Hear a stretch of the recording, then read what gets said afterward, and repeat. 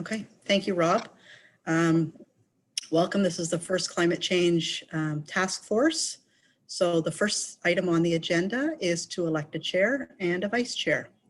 So I will open up the floor for nominations. We have Warden McQueen, Councillors Woodbury, Hicks, and Carlton. And I'll open up the floor for nominations for chair. I would ask if anybody's interested in doing it. Sue, would you be interested? I see that nod. No, yes, yes, no. I think not at the very first meeting. I would prefer not. I'm going to nominate Sue. I'm going to nominate Sue. I would second that nomination. I know that you can always say no, but I hope you'll say no like this. John, did you want to jump in and volunteer?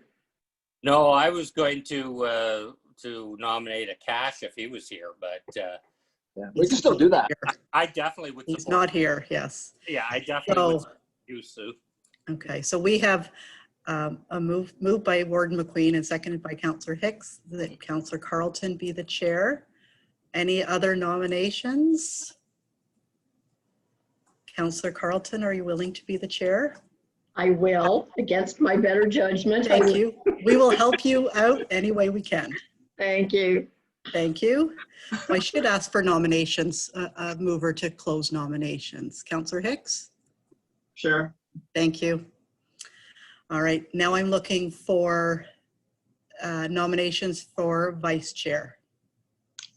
Madam Clerk, I'd like to nominate John Woodbury. Okay, do I have a second? Thank you. Councillor Hicks seconds. Any other nominations? Speechless. Moving nominations close. I so move. Thank you. Councillor Woodbury, would you accept the vice chair position?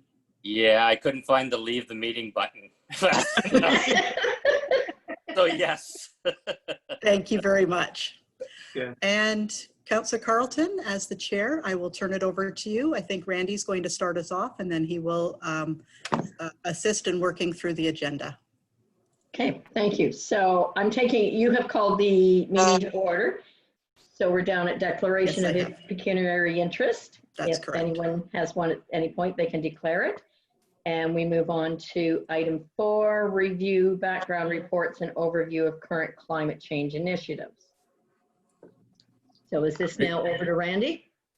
Yes, thank you, Chair Carlton, and good afternoon, everyone.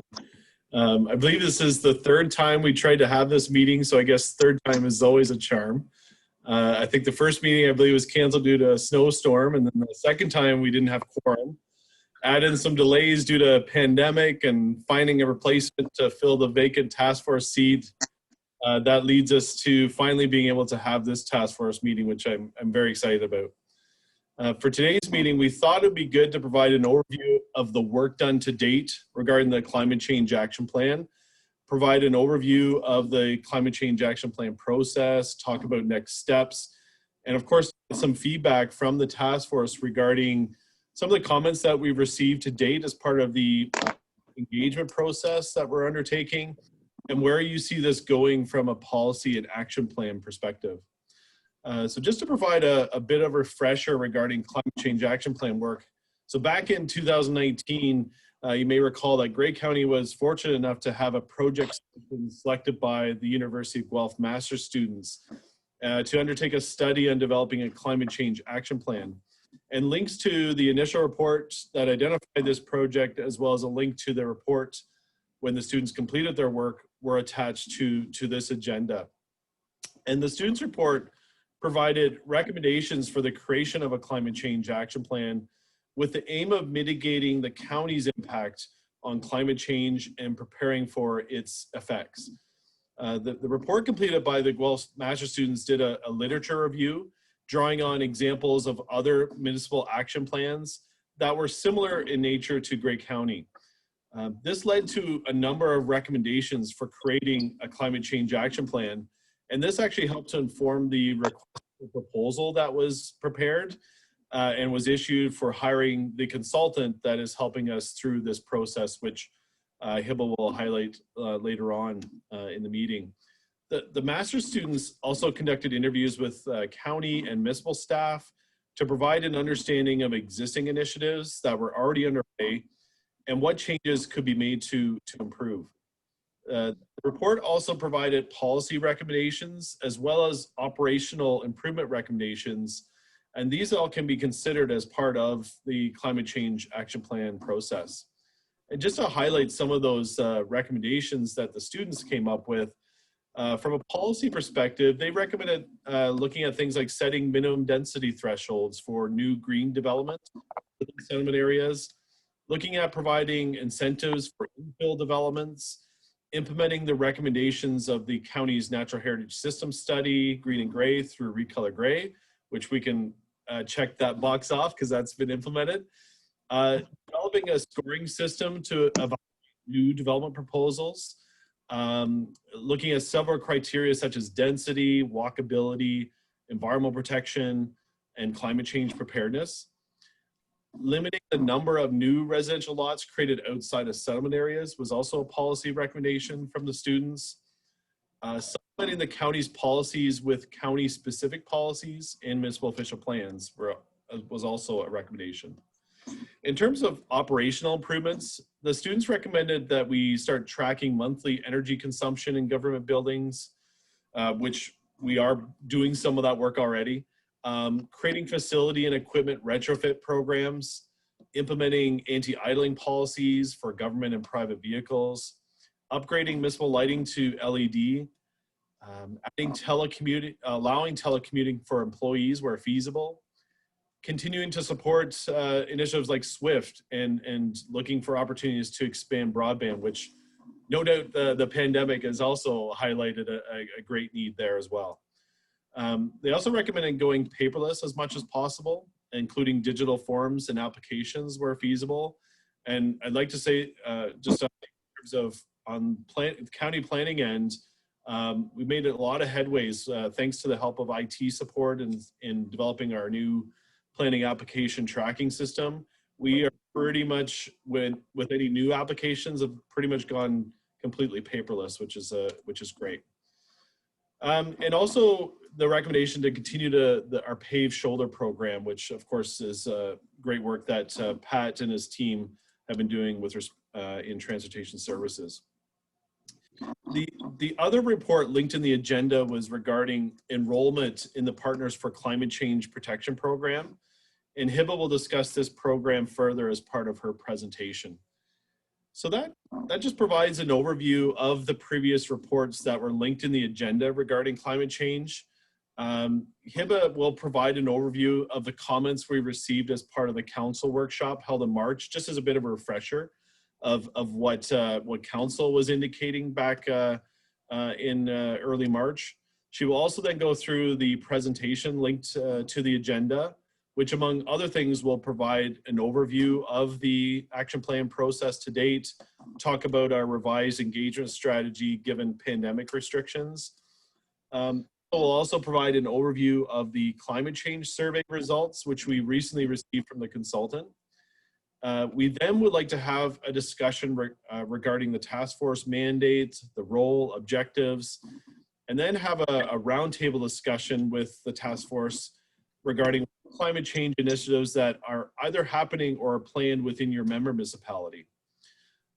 So with that, that's just an overview of those reports, and happy to take any questions or comments before Hiba moves into item number 5.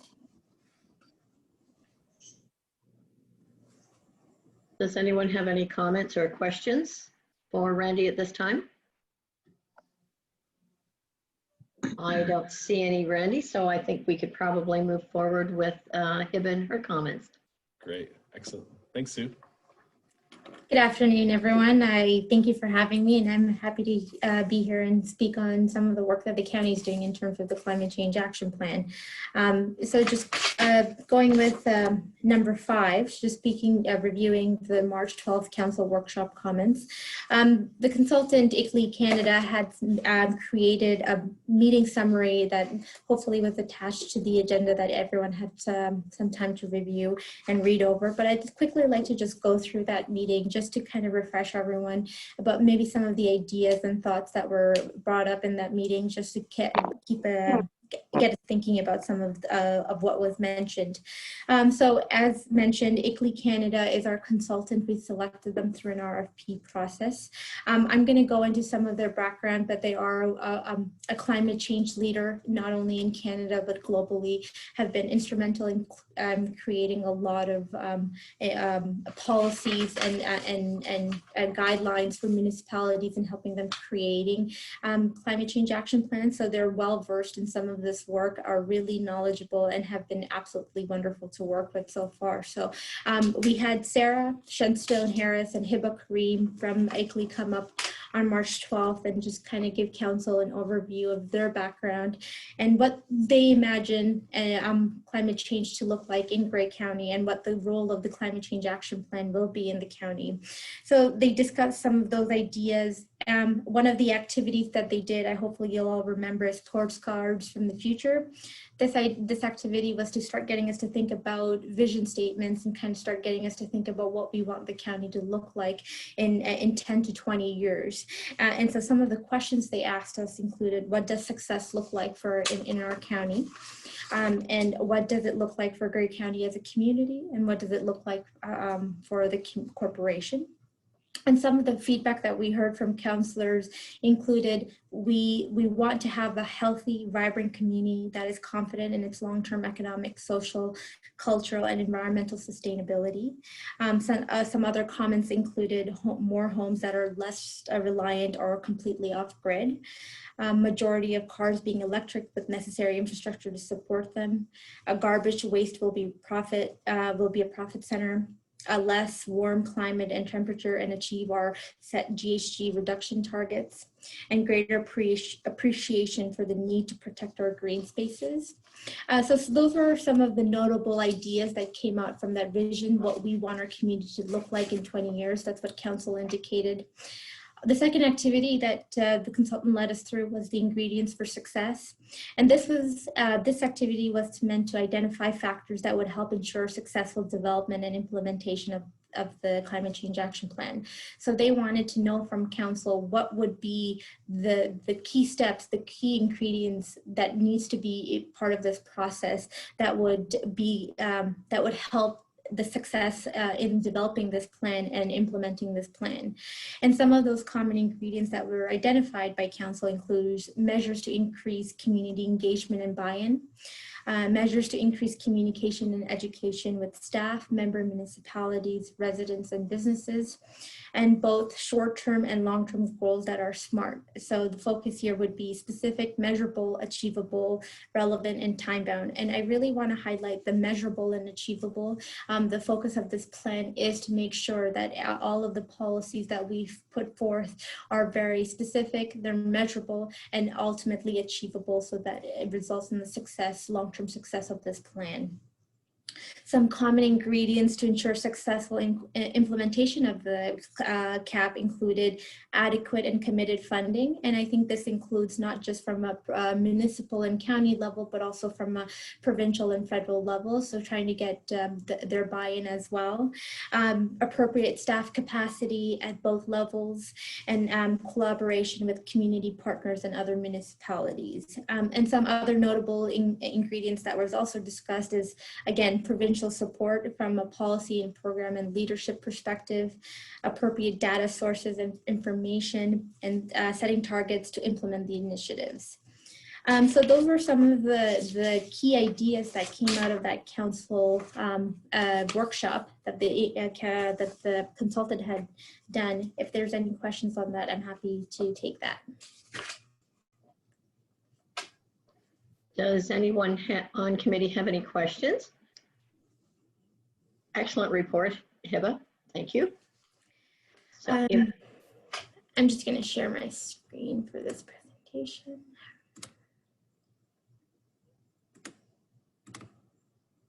Are you able to see a full screen of the presentation? Yes. Awesome, perfect. So just moving into point number 6, climate change action plan outline. So The county has been working on a Grey County Climate Change Action Plan, as you all know, and I'm just going to be going through this a little bit more diligently and trying to provide a lot of information. So please stop me anytime and let me know if you have any questions. But I'm hoping to kind of go through broadly what climate change action is, kind of talk about some of the terminology that's used within the climate change world, just so that we all are kind of understanding what some of these terms mean, and then kind of talking about the role of this task force and some of the other committees we've created, and then finally ending on some of the early stages of policy that we think will be included as part of the plan. So before we talk about our plan, why do we create a plan for climate change? Why is climate change important? So it's a huge issue that we're not only facing globally, but locally at all stages. So it's important for us to address the impacts of climate change, no matter how small. And some of the benefits of having a climate change action plan for our community includes reducing our energy use and saving money, not only corporately, which is really important because it saves our energy dollars at the corporate level, but it's also very important from the community. And this is as highlighted in the survey results, it's a huge issue for the community. Energy costs are going up, and they want to see more alternatives to helping them reduce some of those costs.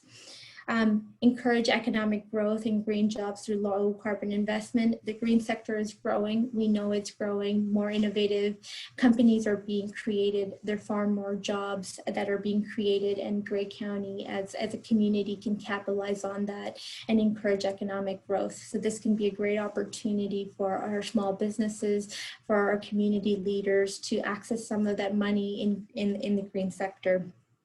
It improves energy security and increases our environmental stewardship. The more people know about the natural environment, the impacts of climate change, the more they are aware of what we are potentially losing, the more it becomes an important issue, and it makes them responsible for for protecting our environment. So it ultimately it's important for education and helping people understand the importance of our environment and keeping that for future generations. A big one is it's the aid and protection of county-owned assets. So the county can benefit from becoming more sustainable and energy efficient. It can result in saved in tax dollars, and that's huge economically. Create a sustainable community through adaptation and mitigation. I'm going to get into those terms, but we can create more sustainable communities through making sure that we're adopting new innovative ideas in terms of climate action, but just in terms of overall technology as well. It helps us become a more sustainable community. And overall, generally, having a climate action plan improves our health and well-being of the community and corporation. So as Randy mentioned, the Partners for Climate Protection PCP program was one that we enrolled in 2019. It's a program that was created joint by ICLEI Canada, our consultant, and the Federation of Canadian Municipalities. This program is meant to help municipalities, guide municipalities through a climate action planning process. So they set out 5 milestones, which I will cover, but the program is meant to provide municipalities with resources, grant opportunities, and specialized help through ICLEI and FCM to help them guide through making a climate action plan and becoming more sustainable. And it's one that has 400 municipalities from coast to coast of all levels that have joined, who are interested in accessing the incredible amount of resources that are provided through this program. And it's one that I think has benefited us greatly. We have 10 years to work through the program and work through the milestones. So the milestones include, the first milestone is create a baseline emissions inventory and forecast. The second milestone is set emission reduction targets. The third is develop a local action plan. the fourth one is implement that action plan, and then fifth is monitor and report on the results of that plan. So through our work with ICLEI Canada, we will be working through milestone 1, 2, and 3, and then the long term will be to implement the plan and then monitor the success of that plan. We are currently in between stage 1 and 2, so we are, I will get into this again later on in the presentation, but we are doing analyzing the data, doing an inventory and forecast setting evaluation. We are in the process of setting targets, and then more importantly, engaging with the community to see what they want in the policy as a whole. The target completion for this plan is winter 2021. Originally, we had planned for fall 2020, but the world is much different than what it was when we planned for this plan. So COVID has definitely impacted, as many things, this plan. So we're hoping our new timeline will be to complete this plan by winter 2021. So the role of municipalities, it's always important to look at the role that municipalities play. And through our research, we found that over 50% of emissions are under the direct control or influence of local governments, such as our member municipalities.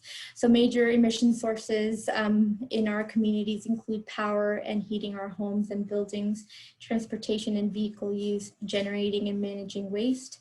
And our municipalities and our powers and through our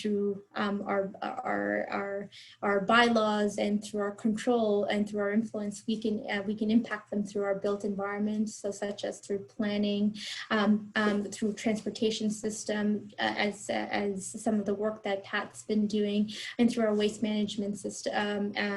So there's a lot of ways that municipalities can influence climate change. We are a small but mighty source of influence, and I think that's important to consider when we're having these conversations, that there's multiple ways in which we can influence climate change at the local level.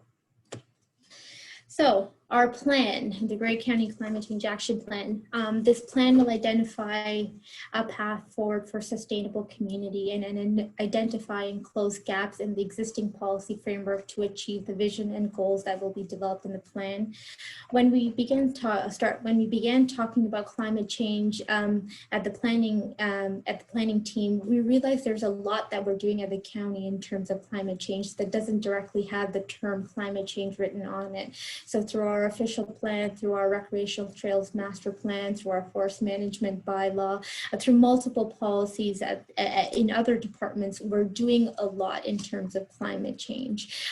So we wanted to build a policy that highlights all of that work, but identifies some of the gaps that that doesn't connect those policies well. So this policy is really doesn't replace any of that work that's already happening within the county. It just helps to bring all of those policies together and fill in some of those gaps that might exist within our policies that already exist. The plan will ultimately develop a results-oriented policy document that will identify various projects and further policy initiatives that can be implemented to achieve climate change goals and overall greenhouse gas reductions. So again, the intent here is to find the gaps within our policies that exist and kind of find policy solutions that can ultimately lead to GHG reductions within our community and at the corporate level. So talking about climate change. So it's really important sometimes when we talk about climate change is to make sure our terminology and our wording is sometimes it can be misleading. There's adaptation and mitigation are two of the big words that are often used in climate conversations, and there's multiple interpretations depending on what policy you're reading and in what part of the world. So there's no correct or one defined definition of what these terms mean, but generally this is a graphic from the Region of Waterloo's Climate Change Action Plan, which we thought represented well with what we think the definitions of these terms mean. And I just want to kind of just point to the differences in what these terms are, just because we will be mentioning a lot of mitigation and adaptation as the presentation goes on. So adaptation is any actions that are taken by a municipality or through a policy that manages the impacts of climate change. So this isn't addressing the causes of climate change. This is addressing the impacts of climate change. So that could be including flooding that happens in our communities, infrastructure and building design, disaster management. And so these are all solutions that help manage the impact of climate change, versus mitigation is the active policies that reduce and eliminate the emissions that cause climate change. So that includes sustainable transportation, energy efficiency, energy renewable, all of these solutions to reduce our impact on the climate. And adaptation would be, again, finding policy solutions that mitigate the impact to our built infrastructure from climate change. And in many policies, you'll see that we can have both solutions can address both both mitigation and adaptation. So urban forestry, complete communities, water and energy conservation are all policy solutions that address both mitigation and adaptation. And we're hoping through our policies to find more solutions that address both. The climate change action plan will be a mitigation focused plan. So when we apply through the PCP program is meant for mitigation policy development. So our climate change action plan will be a mitigation focused climate change plan, but that's not to say we won't address adaptation. There will be a component of the plan that looks at adaptation and provides recommendation on adaptation policies to our municipalities. And we're hoping that through our work, we can do some of the background research and data collection, and then the municipalities can take on some of the work of doing some of the adaptation focused work. But our plan is a mitigation focused plan that will provide recommendations on adaptation. The plan will be broken into two sections. It will be, it'll have a community component and a corporate emissions component. So when we were having conversations on climate change, it was really important for staff to have a corporate emissions focus and really focus on some of the solutions that we can do internally to address climate change. The thought was, if we're going to go out into the community and tell them that this is the stuff that they need to do to address climate change, we should be doing it internally too, and being leaders in that sense. So the corporate emissions component of our plan is very important. It's one that we are going to take lots of strides and lots of opportunities to make sure that we are being trendsetters, we are being innovative, and we are being leaders from that perspective before we go out into the community or our member municipalities and tell them to take on some of this work too. So that was very important to us. Some of the theme areas of the plan. So we've broken the plan down into 6 theme areas, which are buildings, transportation, waste, agriculture, land use, and energy.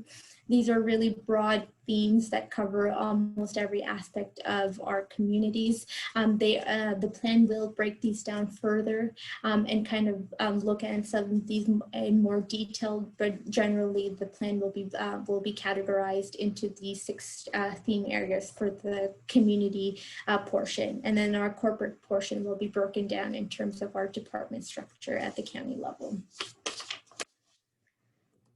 Some of the objectives of this plan is to understand the current and projected emissions. So a part of the early stages of this plan was to do an analysis of what does the Grey County's GHG emissions look like. So what are we actually producing at a community and corporate level?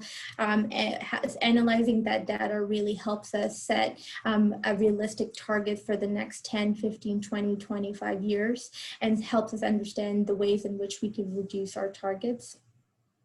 Through some of that analysis of our data, we are hoping to develop targets and set goals again for the next 10, 15, 20, 25 years.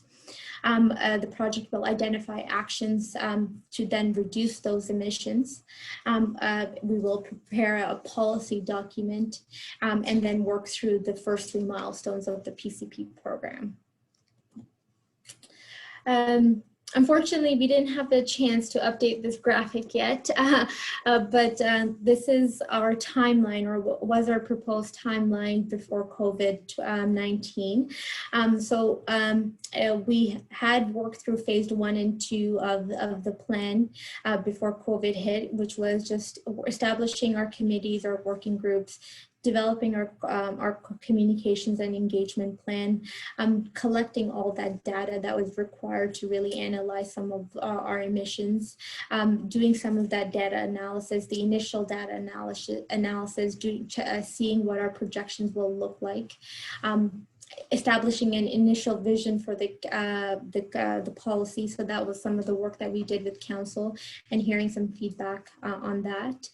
And then identify options for corporation and community GHG reduction targets. So just having those initial conversations on what we think those targets would look like for our communities. Phase 2 and 3 was the biggest impacted phase of COVID. This was the phase in which we were going to be carrying out our engagement strategy. We are currently have picked up this this phase in April late April, early May. We started picking up the plan again and going through some of our engagement work. And so we're currently working through an adapted engagement strategy. And we're trying to identify existing plans and policies, programs, and proposed opportunities where identifying some of those policy gaps. We're doing an inventory mapping and analysis. We're finalizing our corporate and community targets. And then we're going to be finalizing our vision statement for the plan. Phase 4 and 5 will be at the end of, will be fall 2020 and into winter 2021. And this will be developing a draft plan, going back to the community with that draft plan, hearing their feedback on what their opinion is, and based on what we have put together. Finalizing some of those data and those targets, and then hopefully finalizing a policy document by the end of winter 2021. Engagement. So when we started talking about climate change, it was very important that we had specialized groups that gave us information, and it was really important for us to have groups that we could talk to, who could help us guide us through this process. So in having conversations at the planning team, we thought having these 3 groups would be very important as part of the policy development process. So the first one would be the Climate Change Task Force, which is yourselves, which is made up of county council and senior management staff, and they would be important in providing strategic direction, vision, and guidance on the plan. So letting us know what you want to see in the plan, what is important to your communities, and ultimately how the plan will be shaped. So this group is very critical to that. The Climate Change Internal Working Group, this group is made up of staff from various departments at the county. And they are important from a corporate perspective because they're going to provide a strategic input on some policies that we want to implement at a corporate level.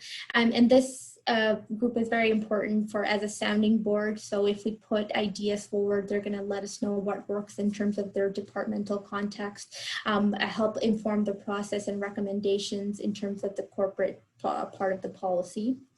And then the last group is the Climate Change External Working Group, which is made up of members from local health units, conservation authorities, member organizations, academics, and the public. This is a group that was created by the Public Health Unit and which I chair currently. And this is a group with wide variety of knowledge and skills who all have an interest in climate change. So the common theme within this group is that we're all doing climate related work in our communities and have different expertise. So that was very important as part of the community section of the plan, because it would help us understand what would work from a community level. They would provide us with local expertise, suggestions, recommendations, and help inform the process and the plan in terms of what would be feasible and implementable from a community perspective. The current engagement process has changed and is now mostly online based. So we have conducted surveys. So the general survey, which I will touch upon some of the results from later on, closed in the end of July. The beginning of July. We had about 230 respondents on that survey. The general survey touched on all 6 theme areas and got very detailed information on what the community would like to see in terms of the overall plan and the community portion of the plan. We currently have an agricultural survey out. This is more targeting the ag community. It was really important for us to make sure that we got detailed feedback from the ag community. They are an innovative sector that are doing a lot in terms of climate change, that have a lot of ideas on how to impact climate change in a positive way. And it was important for us to hear that feedback. They are the experts in the field, and it's make sure that before we put policies forward in terms of addressing climate change from an agricultural perspective, we need to know what our experts are, what's happening on the ground, what the experts think is feasible, and letting us know what they want to see in the plan. So those are the 2 surveys that we have had and are currently available. We provide online updates on the plan through our social media sites and the Greg County website. We are currently running an online workshop series. This workshop series is every Wednesday for the month of August and in the first week of September. And this is just a workshop that kind of touches on the same themes and ideas that was available in the general survey, but more in a conversational and discussion-based setting, and where we can run through some of the activities that the consultant had done with council, with members of the community, and trying to connect feedback through that. Sometimes surveys are not the best way to get quantitative information. So these conversations are really important because it allows for idea development and having just really good conversations about what's happening in our communities. We're having targeting online meeting and focus group with member municipalities. So we have set up a meeting in October where we're going to be running a workshop with our member municipalities. We are looking to set up workshops with a key economic sector group. So as I mentioned, agricultural community through the survey, but we are also looking to set up a workshop with the agricultural community. We have currently set up a workshop with the Ontario Federation of Agriculture, and some of the other groups that we're hoping to target is the tourism community, the small business community, and the Indigenous community. We think all of these groups are very important part of the conversation and can provide us with a lot of information and feedback on what is good policy for the plan. And then we are hoping to potentially have an open house in fall 2020. And this is all dependent on the status of COVID. So we are hoping to do some face-to-face engagement, but ultimately it's not something that we can plan for currently. So we're hoping to do as much engagement as we can through our online workshops and through some of our online mediums, but still plan for maybe a few potential open house that gives people the opportunity to engage in a face-to-face manner. The climate change task force. So I'm going to be honest, I'm very interested in hearing what this group thinks their role and responsibility is in terms of the climate change action plan.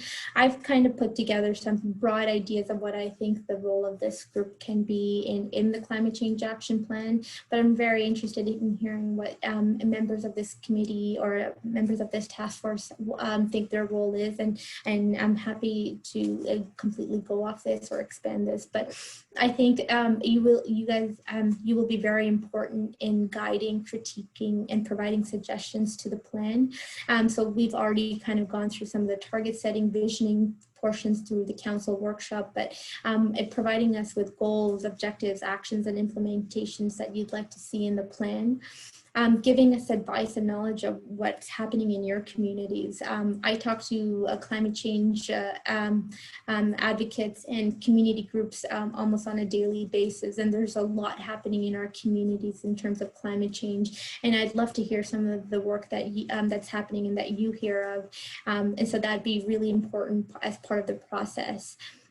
You'll be acting as a sounding board to our policy development, so letting us know what you think is works as from a policy perspective for your municipalities, and ultimately what you'd like to see in the plan, identifying potential issues or concerns, and ultimately a two-way communication, us providing you feedback on what the plan will look like, and you letting us know what the plan you'd like to see in the plan. And finally, potential climate change actions. This, I'm going to be honest, this is very, very early stages of policy actions. We haven't had many discussions on what we'd like to see in terms of policy in the plan. These are just some themes that are starting to emerge from some of the engagement work that we're doing. So these are very early stages, and none of these policy actions have been kind of thought through, but these are some of the themes that we think would be important to include as part of the plan. And they include building and fleet retrofits from a corporate perspective to become more energy efficient, updating our county and municipal forest management and tree preservation bylaws, and kind of making sure that municipalities are kind of thinking about tree preservation bylaws.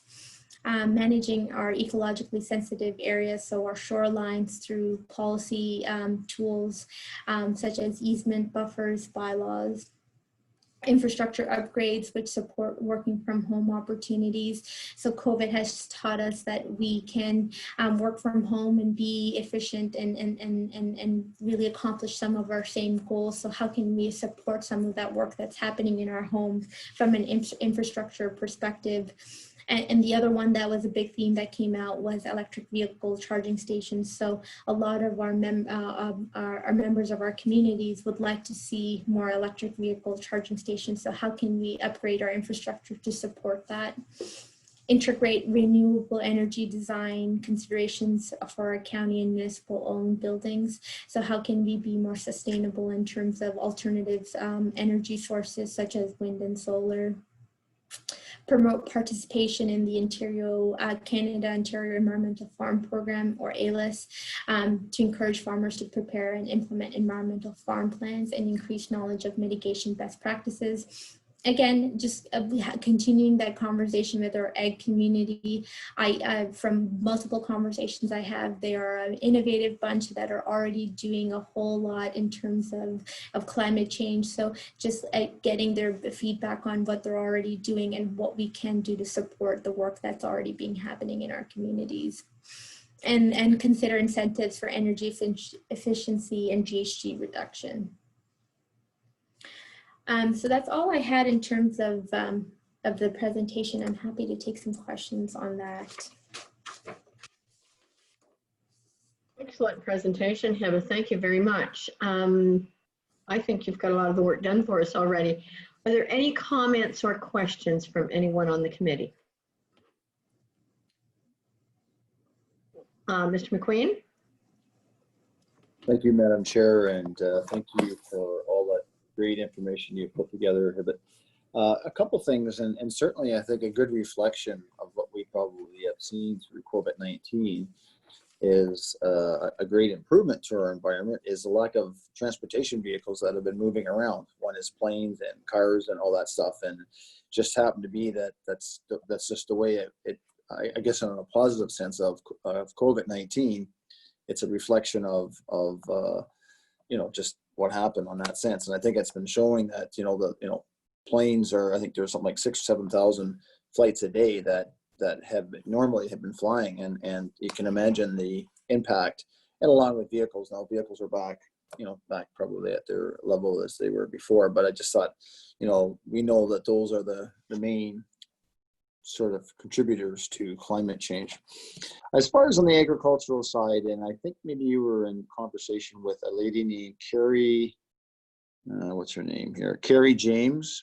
And it was with regards to different kinds of processes of agricultural farming that are probably better for the environment, and some of those points. And you mentioned agriculture, and again, with regards to agriculture, carbon capturing or holding the carbon in the soil is a good thing, because that seems to be a big contributor as well.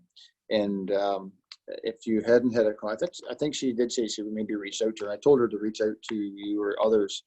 And with regards to just different ways of we've had conversations in the past with no-till and that type of thing. But there's also ways of building up soil health, reducing erosion. Also, these new practices of farming also are very resilient during drought times. And we see that also through certain changes to our climate as we come into wet areas, or we also have dry times. And there are new types of farm practices that are more resilient to erosion or drought. And so that's just one other part of us all working together, moving toward a better place. And it just takes, one is the knowledge, and two is just the seeing it is. And that's one of the things that she was mentioning was, it just takes farmers to make that change to do new ways of farming and that type of thing. The other thing is certainly, and I know in Grey Highlands, we were in the process of buying an electric car. I know Pat's sitting there thinking about that electric snowplow, I know. But, it's interesting that the largest or the most valued car manufacturing today in the world is Tesla, electric car maker. So that, I think, reflects somewhat on that part. And so we, in our Grey Highlands budget, so we budgeted a complete electric car, no hybrid. We went for the full electric car, and we did actually go out for a tendering, but because of COVID-19, we felt it was probably prudent not to maybe move through that this year, and obviously lack of transportation. So that's still something. But on that is the need of charging stations. And so again, whether there's funding out there or we need to partnership with a private business for locations and stuff, I think the Walmart Canadian Tire parking lot here in Owen Sound has some charging stations. And unbelievable is the amount of Tesla cars I see on the road. My neighbors are buying them. Everybody's buying them. It just, and that's, again, I think that whole mentality of thought and change has started. And I think that is sort of that new ball that's rolling down in the sense of people are starting to think that way. And it just takes time to bring in those. And I think from what you're also saying, Hibbett, and in that report is, sometimes if we can all do a little bit, it all means a big part to our environment. And, we just have to look at ways of doing that. So I think we're on a great plot here in the sense of where we're heading with the task force and moving forward as Grey County. And I think we have to lead by example. And I think this is just a great opportunity that what we're starting here is to lead and show that if Grey County can do it, others can do it. And I know, Pat, they are working on electric snowplows. I know they are. Thank you. Thank you, Warden McQueen. Are there comments or questions from anyone else on the committee? Okay, seeing none, we'll move on. I'm sorry, Chair Carlton, I do see Councillor Hicks. Councillor Hicks. Thank you, Madam Chair. I'm listening to Hiba's presentation. I quickly realized how wholly inadequate I am to be sitting on this body because the expertise that's there is just mind-boggling.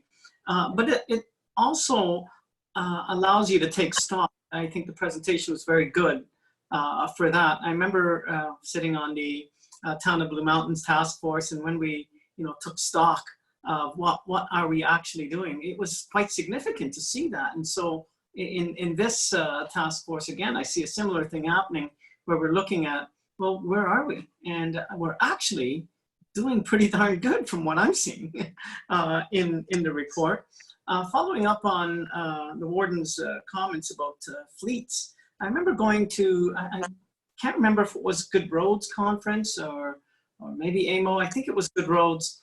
And I went to a presentation put on by a company called BYD. Does that ring a bell for anyone? Build Your Dreams.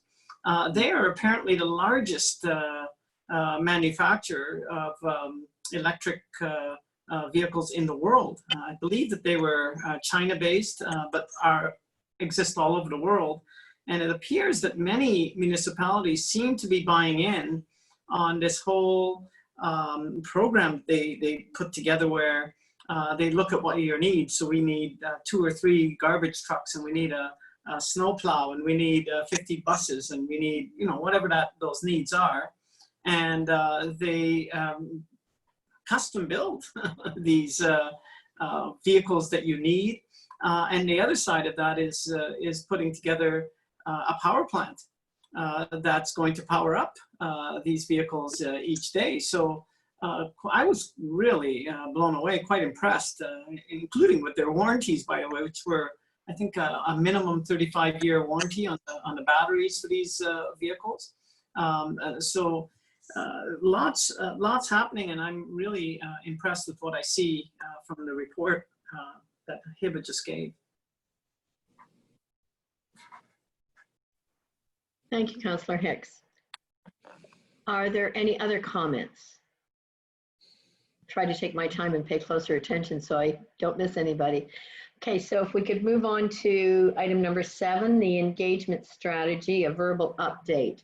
Who is presenting that? That would be me as well. Okay, thank you, Emma. You're going to hear me be talking for a little bit longer, unfortunately.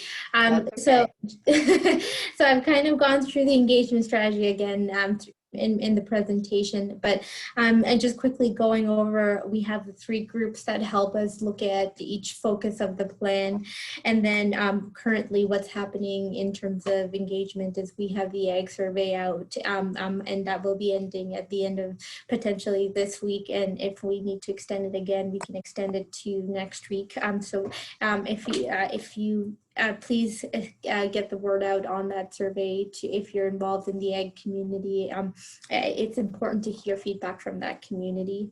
We will be doing more doing the workshop series, as I mentioned, throughout the month of August and in early September. We're happy to meet with any group that's interested in having a one-on-one workshop and extend any more workshops to or add any more workshops to the series, just so that we're making sure that everyone is able to provide feedback. We do have some groups that have signed up, so that includes the Interior Federation of Agriculture and the Escarpment Biosphere Conservancy.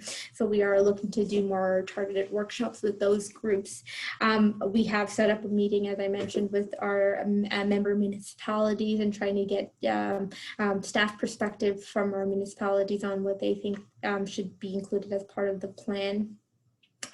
Our focus in September will be also reaching out to those groups that I've identified. So our ag group, our small business groups, our tourism groups, or the Indigenous groups, those are all key groups that we want to make sure that we engage with. So we will be doing one-on-one workshops with those groups as well.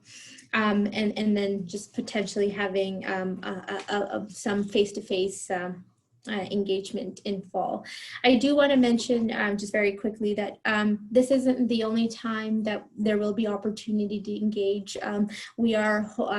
There is a lot of conversation about making sure that there is a good chunk of portion of engagement happening after we release the draft plan. So it's making sure that some of these conversations that we're currently having are very broad, and so sometimes having a draft plan, having some policies in front of the community can help focus some of the those conversations and can get them thinking about maybe what we're talking about from a policy perspective. So I sometimes feel we can have more targeted conversations. So we are hoping to do some more engagement after the draft plan is released to the public. That's my engagement update. If anybody has any questions on that. Excellent. Does anyone have any questions?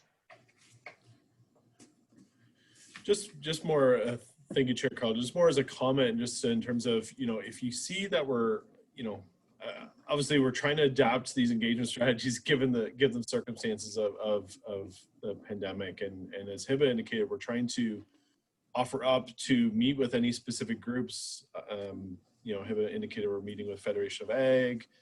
We're meeting with some other groups, including obviously member municipalities. But if there's some key groups that this task force thinks that we should be reaching out to or connecting with as part of this, please let us know in terms of who maybe we should be connecting with or trying to reach out to, and maybe have those one-on-one discussions even with some of those key groups. So. I don't know if there's any thoughts around that, but I just wanted to throw that out there as a comment as well. Warden McQueen, go ahead. Well, thank you, Madam Chair. And two things come to mind. And when we did the green and gray, we did some down at the Ag office in Markdale with a lot of the commodity groups. So I was thinking that maybe that's something to get some feedback. I'm not sure when we're going to be meeting in person, that type of thing. Also moving forward with Grey Brewers Farmers Week, which is in January. It is going to be virtual this year. I don't know if there's any spots if you wish, to do some engagement there. You can always contact what's her name at the Ag office? Lori Smith. So there could be some opportunities. I'm not sure if there's any. We usually meet twice a year in the sense of planning that. I know we met in the spring, but I know it is going to be a virtual Farmers Week this year. And but there may be something that may be a way to engage, communicate, because that's how it's communicating and engagement, right? So that may be a good opportunity. Oh, and just one other thing with that survey. I know right now a lot of farmers are out when the sun shines or cropping, and they may not be doing surveys unless their combine is GPS and they can just sit there and do nothing and they just sort of have nothing else to do. And there could be some that way, that's for sure. But I know it is a busy time right now for farmers if you're trying to, and maybe you have to catch them later on again just to get that engagement. And usually January to March is usually a good time to catch. And they're not going to be going to Florida this year, so. And we're thankful to have some of our agriculture organizations are helping to spread the word about that survey, which is awesome. And you're right, it is a difficult time. We recognize that. So as Hib indicated, there will be other opportunities for further engagement, especially when we get into that draft policy discussion or draft action items where we think this could go based on what we heard from the early community engagement, I guess. Yeah. Right. Very good. Just a question for Hiba as well. Has that a link for that survey been shared on social media where some of us who have connected with the county could share it further? From my understanding, in speaking with communication staff, yes, it's been shared on our social media sites, and it's available through our climate change page on our county website. But I'm happy to send a link around to this group if that's the desire. I think that would be great. If the rest of the group agrees with that, then we can forward as we see fit as well. Sorry, that's my phone ringing in the background. I have no way of shutting that one off. It's probably my mother phoning me. If we can move on then to item 8, review climate change survey results. Who is doing that? Hib again? That is me, and this will be Excellent. probably the last time you'll hear me speak, hopefully.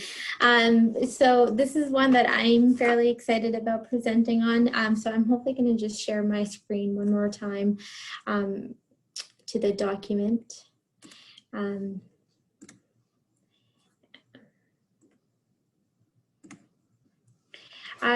So this is the general survey, as I mentioned. Can you all see that? So this is the general survey that went out in late June and early July. It was available for about 4 weeks, and the consultant has put together this document to just let us know some of the feedback that we received from the members of the community that filled out the survey. So I'm not going to go through all of the statistics and data and information that's in this survey. There's a lot of information, some surprising stuff, but I just want to touch on some key ones that I think that were interesting to myself, and then maybe just touch on some of the key policy ideas that the consultant has included as part of the ending of this document, just to get us thinking about some of the work that we think will be included as part of this plan. So just looking at this data, so as I mentioned, there was about 230 respondents that filled out this survey, and based on what they mentioned, there's about 62% of those respondents are worried and concerned about climate change and sustainability in our communities, and of that, 64% think that Grey County needs to be a leader in terms of climate change action locally. So it's important, they see the importance of the work that we're doing, and they see our role in us influencing climate change. So I think from that perspective, I think this policy can be well received and can really help and the county can really take a leadership role in terms of climate change. One of the other interesting statistics is people in our communities are worried about the growing cost of energy in their households. So 70% said that they're worried about the cost of energy, and that's a huge number. And that's something that's really important for us to think about, is what can we do to help members in our community deal with some of that growing cost of energy? Can we find alternative fundings for them to apply to rebates? Can we do more education on terms of how to reduce our energy use? So this one was an interesting one for me because it highlights the importance of education and really letting members of our community know ways that they can save on energy and the ways that they can become more sustainable.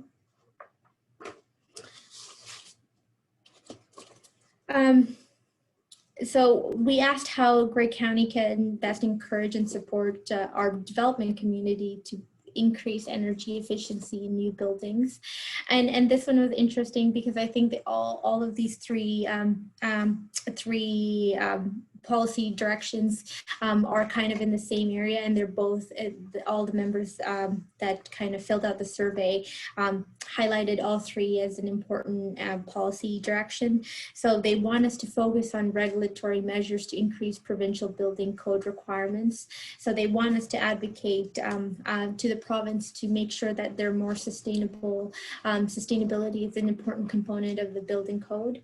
They want us to offer developers and homeowners financial incentives, or create education around potential and financial incentives to become more sustainable, and provide education guidance to developers to build more energy efficient options. So really getting developers to kind of think about the importance of sustainability and how it can help them in their development, and making sure that they're being leaders in terms of energy efficiency.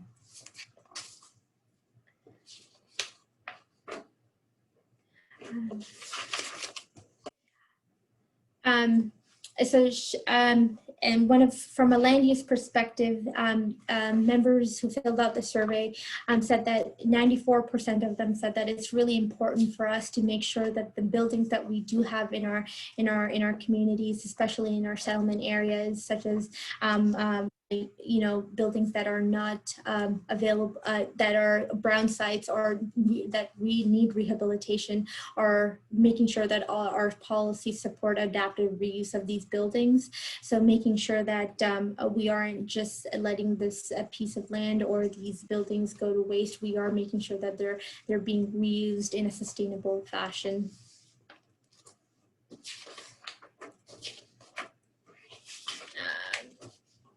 Sorry, just quickly flipping. So kind of going into that conversation about electric vehicles. So 70% of the respondents said that they would be interested in purchasing an electric vehicle. I'm not surprised by this. I think, as many of you have mentioned, the technology in terms of electric vehicles has grown in the last 20 years. They're more sophisticated, and you can go further with these vehicles. They are, from an aesthetic perspective, they're sleeker. So there is a lot of interest in kind of buying one of these vehicles, especially if it saves them, if it's good for the environment and good on the wallet. So 70% of respondents said that they would buy an electric vehicle. But some of the barriers to buying an electric vehicle includes the cost of the electric vehicle. And I think one under our influence is the lack of charging infrastructure. So this is 66% said that would be a huge barrier to entry for them buying an electric vehicle. So it is important to consider that, the lack of infrastructure does influence people's decisions in that sense.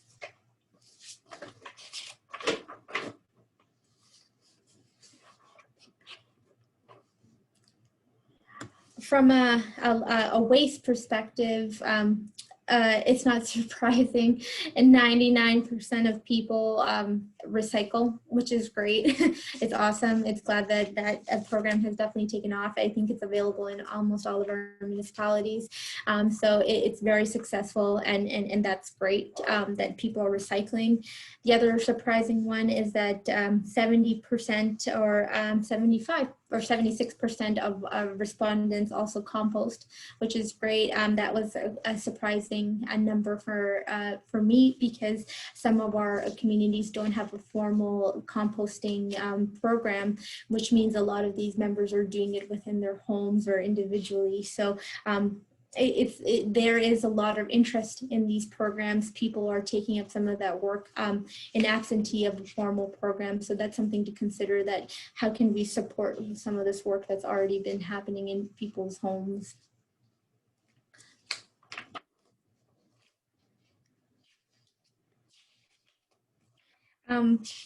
Last graph that I kind of quickly wanted to look at is how important is conservation of natural areas to our communities.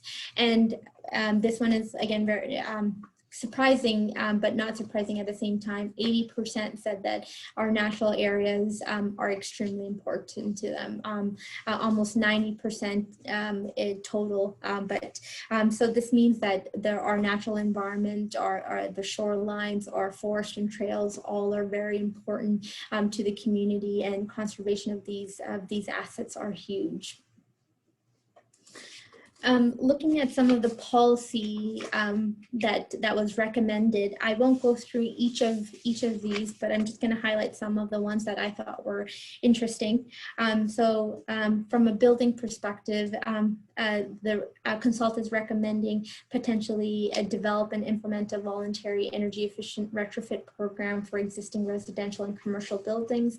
I think this would be one that we can do at a corporate level. So taking on that, again, that leadership role of retrofitting some of our corporate assets to making sure that they're sustainable. implement a green building standard checklists and guides for new development. This one is very common in a lot of municipalities in Ontario, but just giving developers the options of how, and educating them on how they can build sustainably and kind of incorporating some of those lead ideas in terms of sustainability into their development. From a land use perspective, it's important that they want to see more complete streets, compact, mixed-use, transit-oriented growth. So these are some planning terms. So they really want to see, especially in our settlement areas, more compact growth, more mixed-use growth that allows alternative forms of transportation. So it's not relying on just cars, but people can have access to bikes and to the trails and walk to the grocery store or to the work. So it's important to kind of make sure that when we're planning, especially in our settlement areas, we're thinking about mixed use and transit oriented growth. From an energy perspective, establish a local improvement charge program to assist residents to make energy efficiency upgrades to their homes. I think there are many programs like this, and I think some of these are provided by the province already. So just providing education to our residents that some of these programs already exist, and that there are ways that they can access this funding and make their homes more energy efficient. From a transportation perspective, we've kind of been talking about electric vehicles, but really putting in some of that infrastructure in our community so people can make that decision to drive electric, and making sure that all parts of our county are accessible. So if people are looking to travel across from one end to the other, they can get there in a safe manner. From a way, they also want us to, from a transportation perspective, explore the feasibility of establishing a rural demand responsive public transit options such as the taxi bus, fixed route on-demand bus service. And this is just a great check mark. We're already doing this through the transit planning that Stephanie is doing. So this is a great win for us. This is what the respondents say they want, a public transit option, and we're already looking into developing that. So it's a great win from some of the work that we're already doing. And again, this plan would highlight that there are already policies and programs in place that do address some of these concerns. From a waste perspective, explore the feasibility of developing and implementing a standardized county-wide waste management system with expanded curbside organic waste collection. I think the one interesting part here is really just kind of expanding the curbside organic waste collection. So our municipalities already do a great job of providing waste collection, but looking at how we can expand some of that service to also include organic waste, which I think can have a huge impact on climate change and really reduce our impacts in terms of landfill, and also reduce our impacts in paying to have all of this waste go into our landfills.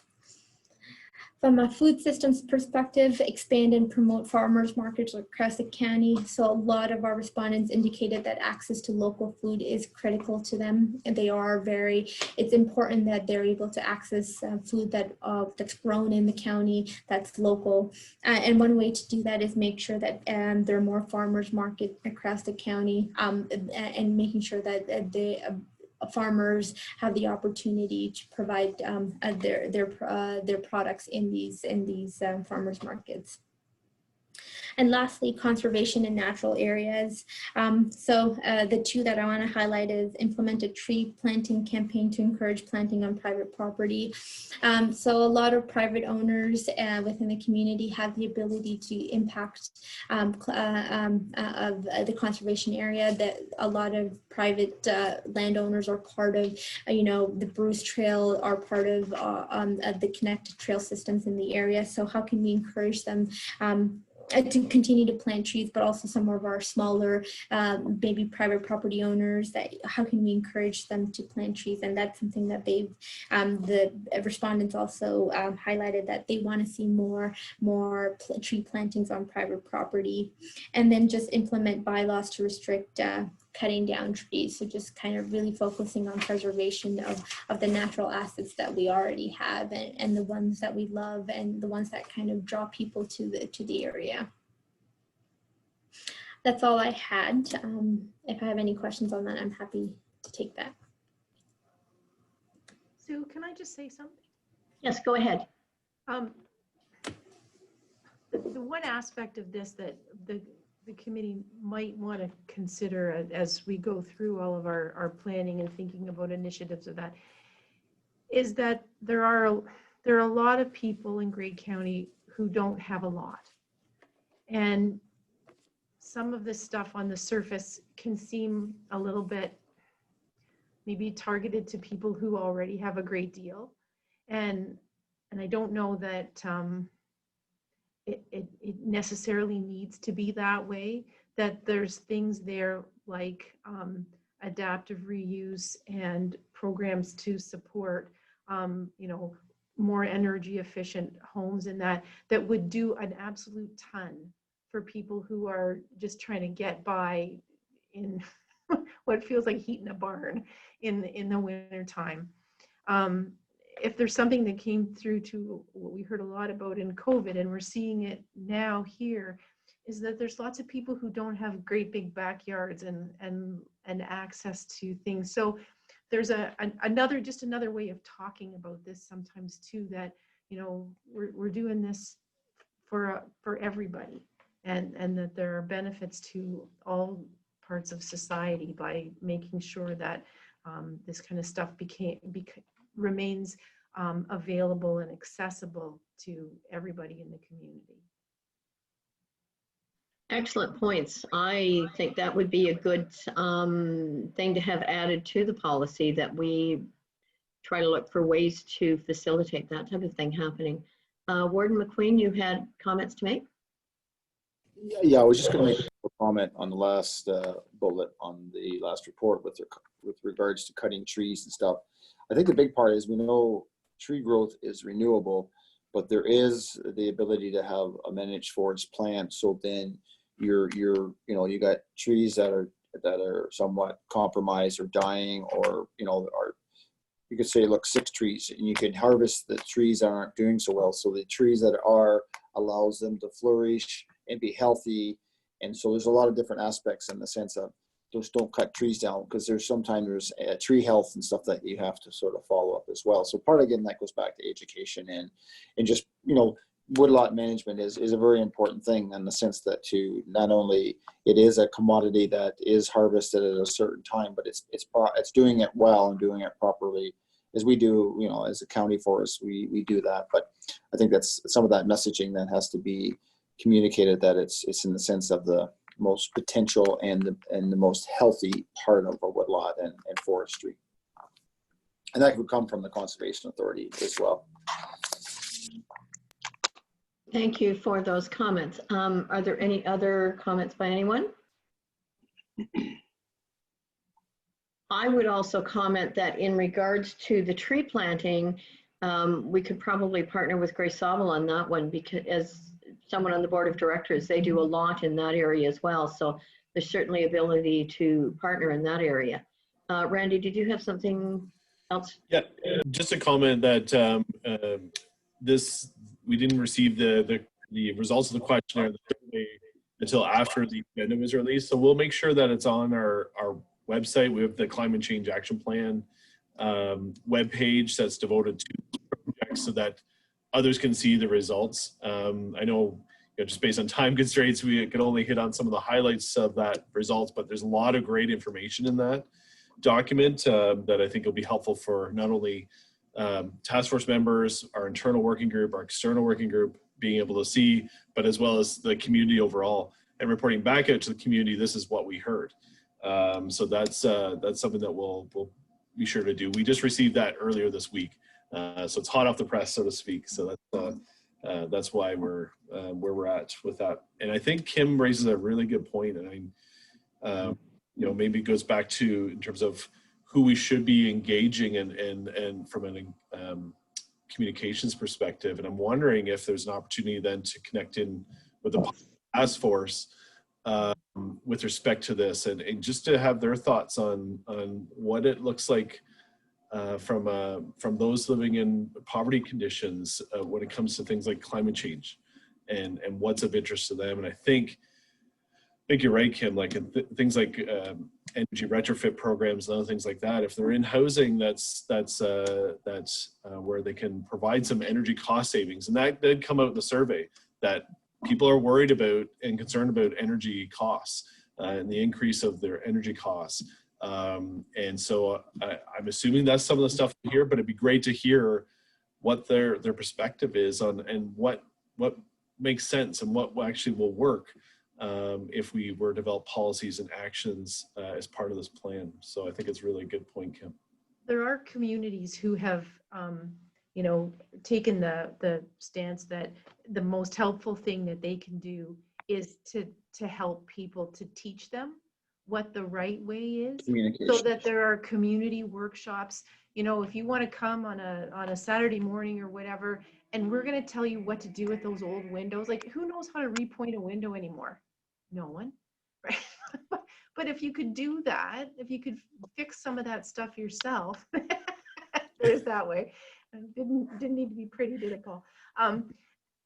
You know, you could do a lot for people. You know, maybe there's, you know, you come to the course and you get a little bit something off the cost of the materials to take it home and do it yourself or whatever. But, you know, I just think we could engage a lot of people in doing something useful, and, you know, maybe that could lead to other things too.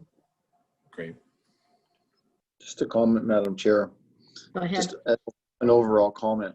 And we've developed it, and I think Huron County was the first one to develop a rural lens. Maybe we should develop a climate change lens. So everything you do, you have that lens that you sort of look at, okay, how does this apply to this, and how does it apply for that? And it's just something that it's just sort of that second sobering thought, and just in the sense of those that are in social need. There's ways around, like in how you buy your food. So if you buy you buy junk food every day, you're going to have a lot of waste. But if you can buy more bulk and somehow, there's so many, and again, it's education, and I think it's the ability that we can all do a little, we all do a lot, and it's from the level of everybody's, it's awareness and what can we do in its education, and how can we improve. And I think everybody feels good about doing something great, and it's just inspiring that whole part of doing something that's good and you know, and all that stuff. On the side of trees, I know I look at Pat, and Pat goes, oh no, not more trees on the side of my road. Like, I got root problems, and I got, you know, from infrastructure, you got issues with roots that go into the septic and sewage, and then you got trees that fall down. And so there has to be a plan on, because, you know, planting trees is good, because the province a few years ago had that 10 million tree program that was out there that, you know, it's good for oxygen and it produces and stuff like that. So it's finding that balance. But just think about the idea of a climate change lens, and it's just something that has been used for other ideas of development, and, you know, just something to think about. Thank you. And all really excellent ideas. I love the idea of helping some of the people who could use that additional help to figure out how to make their home a little more secure through a winter season and that. I think that's an awesome idea. Are there any other comments from any other committee members? If not, then do we move on to number 9, discuss the task force mandate, committee role, goals, objectives, and draft terms of reference. Heather, I'm looking for some direction here. Thank you. I think it'll be, Randy and I may tag team on this just a little bit. Between staff, we put together a draft terms of reference for the committee to have a look at. We took the objectives and the responsibilities from a lot of the work that you've just heard from or heard about from Hiba and from Randy, and put that together. So we're looking for some input to see if the terms of reference meet the task force's needs, if there's anything more that you're interested in adding in there. understanding that, as you said earlier, Chair Carlton, there's a lot of work already on the go. So we've highlighted those objectives in the terms of reference, and we're just looking to see whether or not we've hit the mark with what this task force is looking for through their term, or whether there's something else that needs to be added. Has everyone on committee managed to read those, the terms of reference? Or do we want to go through it bit by bit, or are there suggestions? I'm open to whatever committee wants to do. Perhaps Heather, you and Randy want to lead the way through it for us then? Sure. Thank you. There are two specific objectives that I think support what Hiba just went through with the Climate Change Action Plan, and that's to provide input into the development of recommendations supportive of climate conscious gray and the Climate Change Action Plan. So a lot of that work, as you indicated, has been done, and it's bringing those forward and moving this plan ahead, and providing input into measurable impacts for improved county operations related to the environment. So that could be looking at different energy efficient options for our housing units, our transportation fleet, even county administration, and how we look at energy operations within any of our county-owned facilities. And then, you know, working with our local municipalities to lead the way and support them in their efforts as well. Randy, I'm happy for you to jump in anytime. No, I think that covers it perfectly. I think, and Hiba covered as part of our presentation in terms of, you know, obviously we're at the early stages of our adaptive engagement process, and we're starting to see some of those results. So I think it'd be important to obviously have that discussion with the task force in terms of what we're hearing from the community and from the different key groups that we're hearing from, and bringing that information back to the task force, having a discussion about where that could lead us from a policy action plan perspective. And then of course, when we get to the draft policies and draft action plans, running that by this task force to make sure that you think it's measurable, it's actionable, we can implement them in a way that's not going to break the bank, but may actually result in savings, financial savings and cost savings overall. So, so I think that's, yeah, I think that's where we see the main role, the task force, but we obviously want to make sure that this task force, if there's anything else that we would like to see added to the terms of reference for this group. Yeah, happy to take that input and suggestions for sure. Randy, the only other thing I wondered about, and we've talked about it a little bit, there are some groups out there who have a strong membership or are doing important work in this and trying to work with the public. Does this task force have any I don't know, are we going to try and link up with them or understand their goals and objectives and how they might align, or potentially think about looking at the projects that they're already engaged in, and whether or not it's meaningful to support what others have already taken up doing, rather than having to start things from scratch ourselves. I'm thinking of the climate action people and Graeber's sustainability and that sort of thing. Yeah, and Hiba may be able to speak to this better than myself, but Hiba's definitely connecting with a number of those groups. We recognize that there's already some excellent work has already been happening or taking place as a result of those groups, and so that we recognize early on that we need to connect with those groups in order to feed into that excellent work. So Hiba, I think, has done that, and that would be part of the overall engagement, is connecting with those key groups, and some of those, I think, groups there's some of them sit on different Yeah. full groups. I think some of them are also sitting on that external working group that Hiba talked about earlier. So there's definitely some connections are already happening as associated with those. But I don't know, Hiba, you want to speak to it further in terms of how we're already connecting with those groups, or how we see connecting, and then bringing that information back to the task force as a feedback from the overall engagement? Yeah, so some of the work that I'm seeing, a lot of the group is advocacy. So they're really focused on advocating to local governments or their local councils on trying to take up some of the climate change policy development.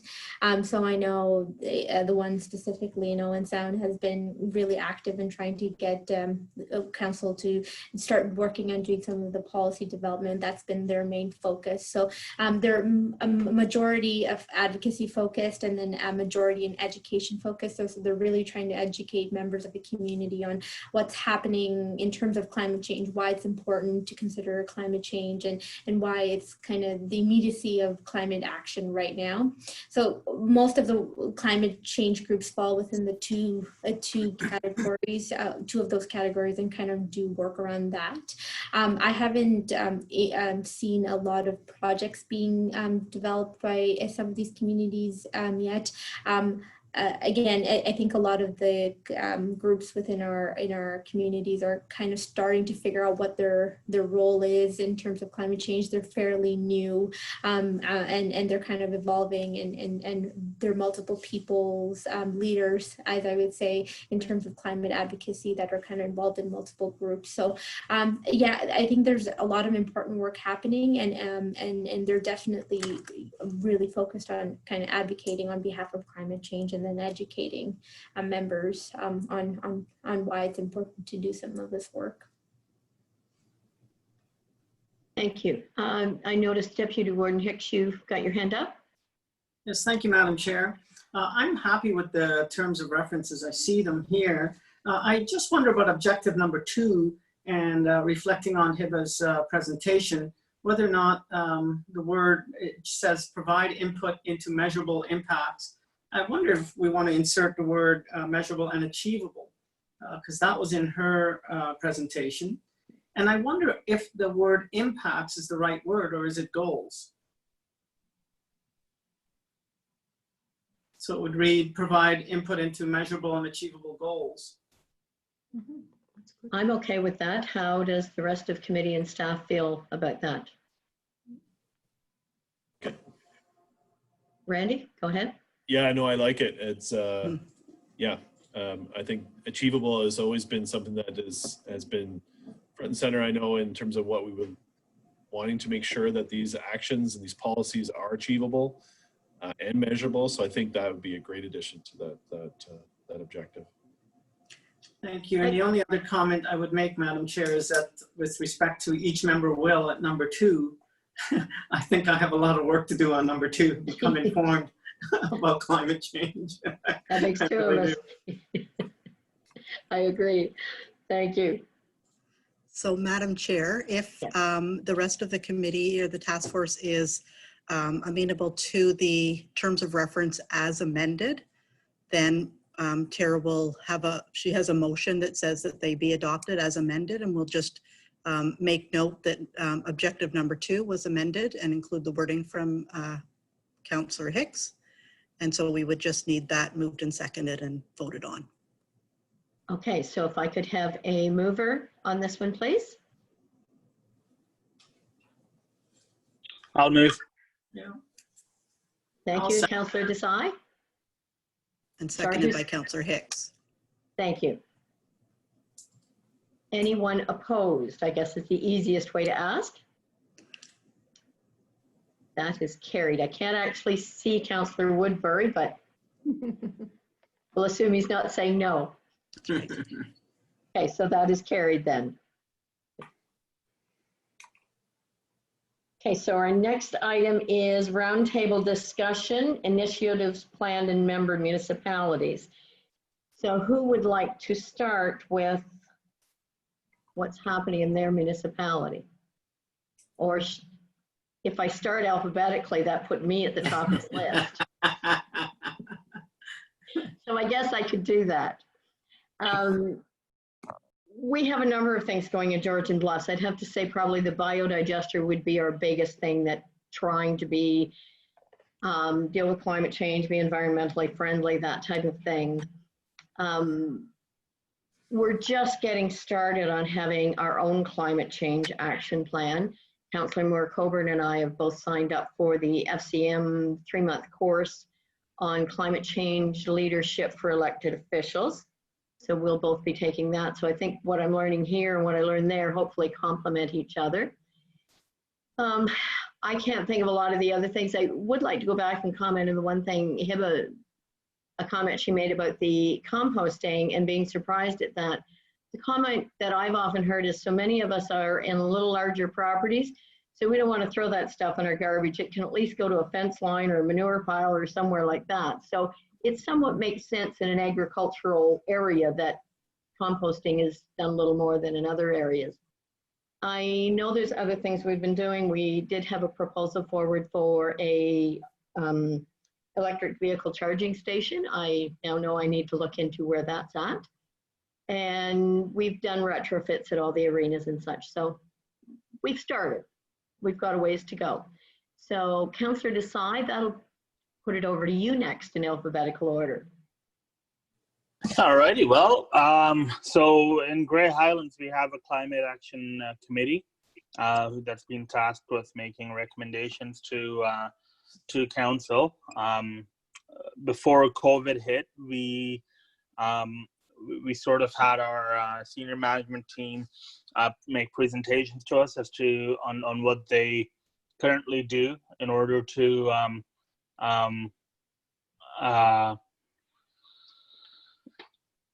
sort of keeping climate change in mind, and what they do to reduce waste and so on.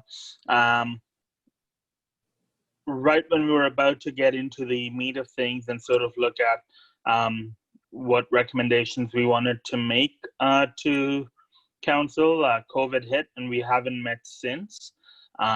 Yeah, so that's about it. And as the warden mentioned, we are in the process of purchasing an electric vehicle for the municipality. Excellent, thank you. Deputy Warden Hicks, over to you next. Thank you, Madam Chair. So I can tell you that you probably heard this around council before, that Hanover implemented a styrofoam densifier program where we employ some mentally challenged individuals in the community. So we're now diverting all of our styrofoam and it's being densified and sold. So I think we were making money on it. I think of late, the latest I heard is that we're breaking even. But the big benefit there is that we're no longer putting the styrofoam into our landfill. We have completed extensive LED lighting upgrades, both our street lights and all of our municipal facilities. Of course, ongoing in Hanover, you have unlimited free recycling every week, and a lawn watering bylaw about when you can and cannot water your lawn. And we have years ago, my gosh, it's probably back when Savannah was around, that was her initiative. She implemented putting us on the grid in terms of having electric charging stations. We have a number of them. And I remember at the time, the biggest thing around that was, can we attract it? Can we use it as an economic development type of thing, where people with electric vehicles would always be looking for where can I charge, and especially charge for free. And of course, Hanover would show up on the map because we have a number of these charging stations. That's about it. Excellent, thank you. Warden McQueen, you would be next. Well, thank you, Madam Chair, and great. Sounds like there's some great things going on. Just to add to my Deputy Mayor, Councillor Desai, at our waste landfill sites, we've been diverting mattresses. We pay to have them somewhere else, but as they take them apart and recycle them, and also with drywall, we drywall from being in our landfill as well. We still have to pay, but it's not going into our landfill.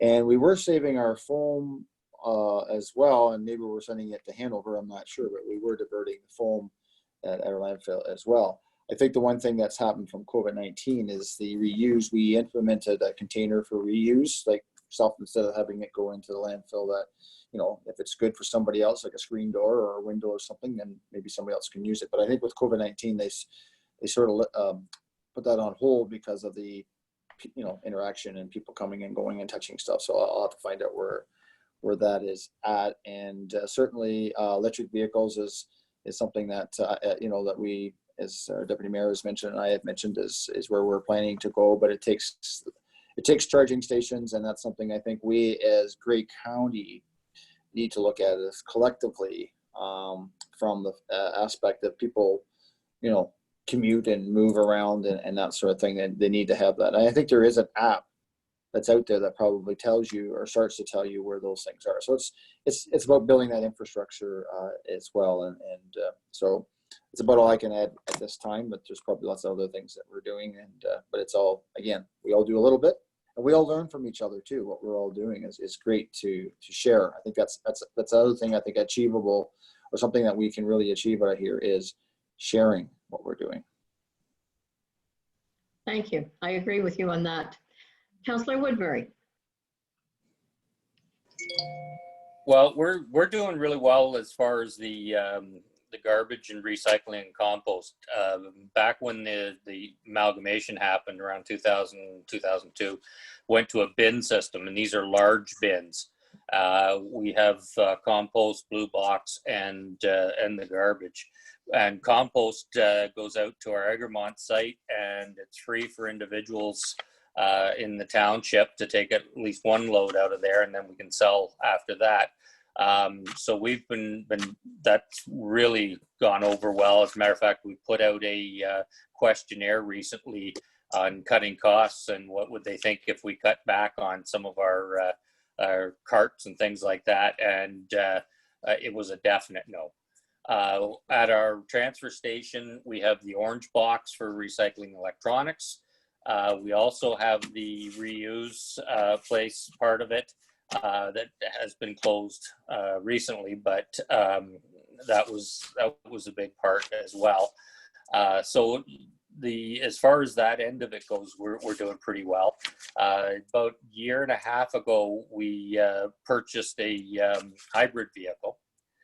We didn't have any charging stations in Southgate at all. So we have a hybrid vehicle, and it's in our building department, and it's worked out very well. So we'll be building on for that. Street lights, arena lights, all of our building lights we've had converted over. So we're working on it, and without an official climate control committee, we try to look at most of the things we do through that lens and see where we can go. So we've got a lot to learn, but some of the little bits I think we've done okay at.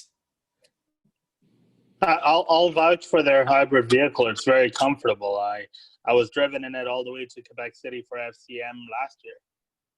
Oh, the two that were with you said it was pretty noisy. Oh, the two that were with me, you know, they were old geezers, I'll tell you that. And they brought you home. No, actually, they didn't bring me home. They just took me there. Oh, I had to fly back. Okay, thank you, everyone. I'm wondering, are there any other comments from staff? I see Scott and Pat here being very quiet. I wonder if either of you have any comments you would like to bring forth. And if Pat, go ahead. I do have one little thing that I just never see anywhere, and it's about field tiles.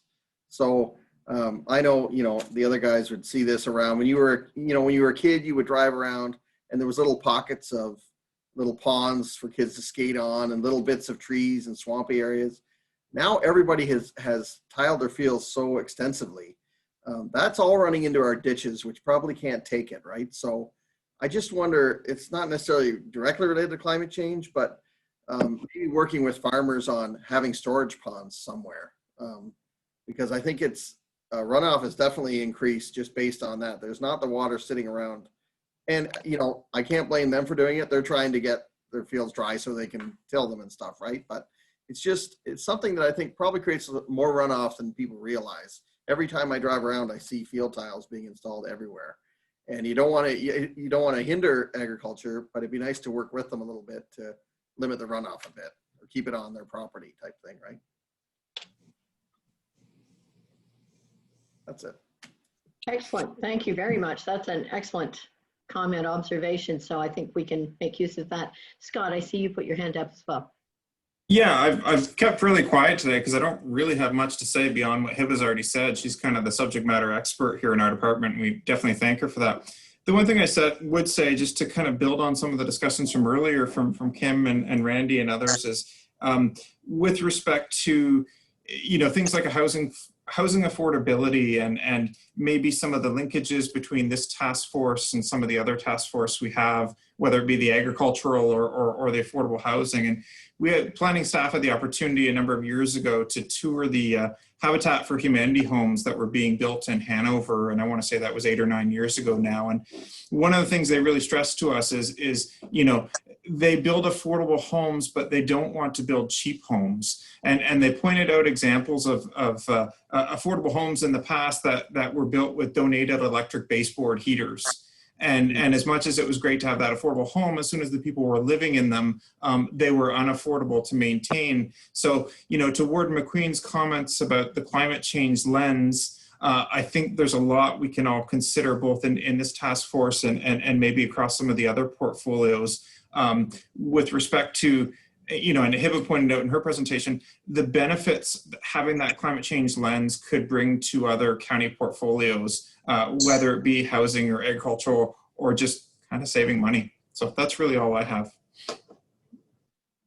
Excellent. Thank you. Again, more really good comments, and I'm sure we can incorporate those in somehow. So the next item would be our meeting schedule. And does staff want to respond to that, what they think the best schedule is? So I think we have a number of task forces and committees that we need to schedule meetings for. So if this task force will leave it with staff, we will work both internally and with yourselves as members to work on a schedule that we can get out to everyone. Okay, that works for me if that's good with everyone else on the committee. Deputy Warden Hicks, I see you still have your hand up. Did you have something to say? Thank you. Okay. Warden McQueen? Oh, I'll let the deputy warden go first. No, I was just putting my thumbs up to say good on the coordinating the schedule. Excellent. So I just have one comment, just something for everyone to ponder. And this is something that is just common sense, and it's probably something that our forefathers maybe considered when they came to this country, is when you're building a home, it's how you place that home. Whether you place it in prevailing winds, the way you set the house with regards to the summer solstice and the winter solstice, and just planting trees for windbreaks. There's so many things you can do that are just common sense in the sense of how you design your home. And, you know, trees act as shade, but they also save on air conditioning. They also save on heating loss because you reduce the wind chill or the wind, there's another wind chill against your home, siting over a hill, siting in a lower spot, you know, issues around erosion and all those kind of things. There's just so much stuff you can do that really can save over the years of that house, you know, 40, 50 years of a home, just not being stuck in the wind or a windbreak. There's just, you know, and you see it back when the settlers came to this country, you know, you see even today, a lot of farm buildings, they'll have a windbreak. Why is that? One is snow and one is wind. And for animals and all that kind of stuff, it's like, we know yourself, if you're out in the middle of wind, it's a wind chill. It greatly reduces your temperature a lot. So there's, you know, there's so many different things that just putting some thought to it that you could really implement in development, just on the planning side of things. So something to think about. Thank you. Is there any other business? Seeing nothing. Next meeting dates will be determined. Staff will let us know that. Do we need a mover and seconder for adjournment? Okay, may Yes, I have Madam a, Chair. thank you. Would someone move adjournment, please? Ward McQueen, seconder. Councillor Woodbury, all in favor? Excellent, carried. Thanks, everybody.